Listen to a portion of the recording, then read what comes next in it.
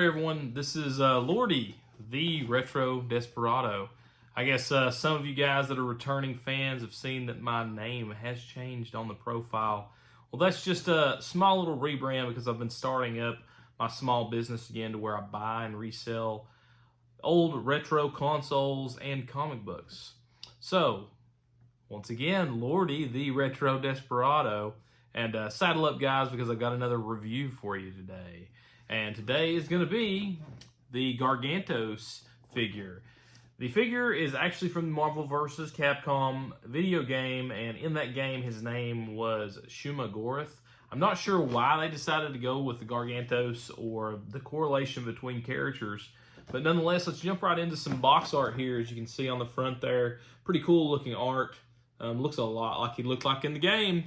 On the top, it's got the Gamerverse logo and then some art of the character and actual artwork on the back there. And then on the other side, the accessory and artwork. On the back, as you can see, he's fighting Silver Samurai there, and Silver Samurai has lost. A barcode on this figure is 5010996335319.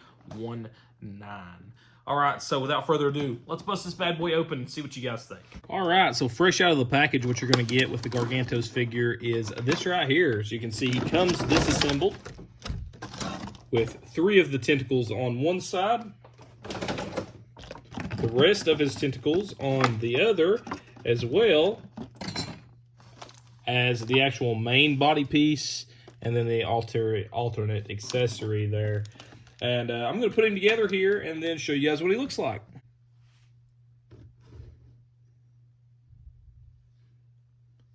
Okay, so Gargantos here. Very, very hard to pose. I'll go ahead and get that out of the way. The initial pose that I wanted with these arms crossing like this, I couldn't get it to work. Very, very hard to actually pose. I'll go through some articulation with you. These are more of a soft rubber. I'm assuming pretty similar to probably what we saw on the Maximum Hulk, or are going to see on the Maximum Hulk.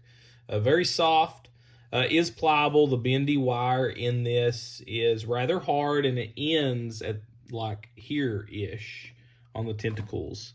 Oh, you can't see that.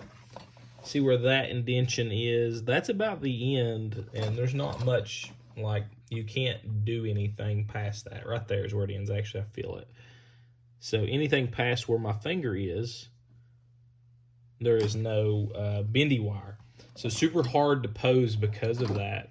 Each of these do have a twist motion and a in and out motion, kind of like similar to a ball joint, the old ball joints. And then the eye and the eyelids move. You can actually move these up and down, and the eye itself up and down. Super massive figure. I'll give you a comparison to some other figures. So all in all, kind of disappointed with the posability of this figure. It does look really good, though, so I will give it that. It's going to look great on the shelf with the Marvel vs. Capcom team. And that pretty much has it for Gargantos' review. I hope you liked the review. If you did, please leave me a like on the video. A sub on the page would be great. I'm all the time reviewing Marvel Legends. We're going to branch off into some new content hopefully soon. I am going through a move currently, so it may be just a bit before we can get into some of that new content. But nonetheless, once again, this is Lordy, the Retro Desperado, and I'll see you next time.